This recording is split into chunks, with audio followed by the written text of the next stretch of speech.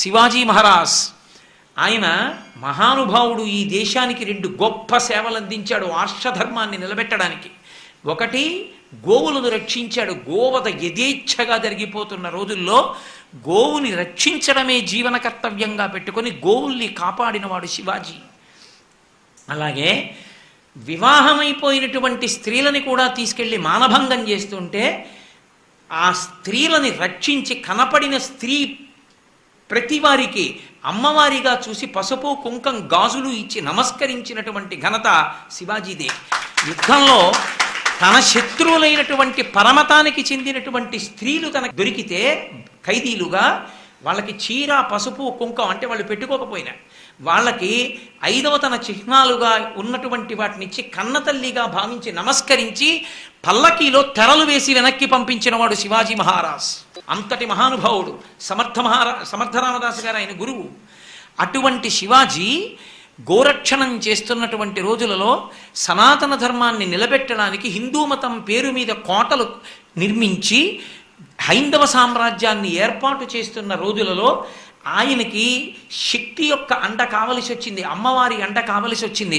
అటువంటి రోజులలో శ్రీశైల క్షేత్రానికి వెళ్ళి ఆ రోజులలో మీరు శివాజీ మహారాజు యొక్క చరిత్ర చదివితే తెలుస్తుంది. హడిలిపోయారు మంత్రులు, సేనానులు. ఇదేమిటి ఇంత ప్రౌఢమైన వయస్సులో ఇంత యుద్ధ సమయంలో అకస్మాత్తుగా వెళ్ళి ధ్యానంలో కూర్చుంటున్నాడు, అసలు బయటికి రావట్లేదని. భ్రమరాంబ అమ్మవారిని ధ్యానం చేస్తూ కూర్చున్నాడు శివాజీ మహారాజ్. కూర్చుంటే భ్రమరాంబ అమ్మవారు ప్రత్యక్షమై నీకు నేను ఒక ఖడ్గాన్ని బహూకరిస్తున్నాను, ఇది నువ్వు పట్టుకున్నంత కాలం ఇక నీకు యుద్ధంలో ఎదురులేదు, ఈ ఖడ్గం పట్టుకుని హైందవ సామ్రాజ్యాన్ని స్థాపించమంది. భ్రమరాంబ అమ్మవారు కటాక్షించినటువంటి ఖడ్గాన్ని చేత పట్టుకునే శివాజీ హైందవ సామ్రాజ్యాన్ని స్థాపించాడు. ఇప్పటికీ మీరు శ్రీశైలం మల్లికార్జున దేవాలయంలోకి వెళ్ళినప్పుడు ఎడం పక్కగా వెడుతూ దర్శనానికి కుడి పక్కకి తిరగవలసిన చోట తిరగకుండా మెట్లెక్కి ఆ వీరశైవ మఠం కనపడుతుంది.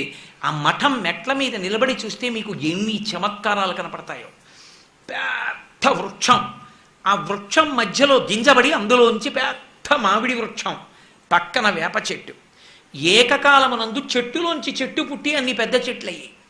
అక్కడే కిందికి దిగి కుడిపక్కకి తిరిగితే శివాజీ మహారాజ్ ఇలా మోకాళ్ళ మీద కూర్చుంటే భ్రమరాంబ అమ్మవారు ఆయనకి ఖడ్గాన్ని బహూకరిస్తున్నటువంటి సన్నివేశం చెక్కబడినటువంటి శిల్పం కనపడుతుంది. సామ్రాజ్య స్థాపన చేసిన శివాజీ అద్వైత సంప్రదాయజ్ఞులైనటువంటి శంకర భగవత్పాదులు, వీరశైవానికి సంబంధించినటువంటి ఎందరో పెద్దలు